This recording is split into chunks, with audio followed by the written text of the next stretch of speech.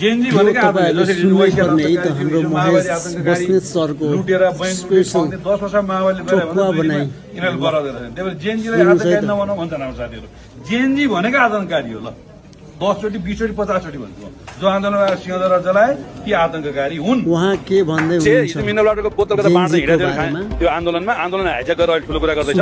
त्यो त हाम्रो त पुच्छरमा लागेको झिङ्गा धम हल्लाउने हो, त्यसको हैसियत पनि छैन। त्यसलाई मलाई झारपातहरूको बारेमा धेरै छलफल गर्दिनँ। त्यसका हजुरबाउ जीवौ हजामा जियामा ककले उचाल्यो भने त्यसलाई पठाऊ। आफू सुरक्षित भएर हिँड्न बाबु।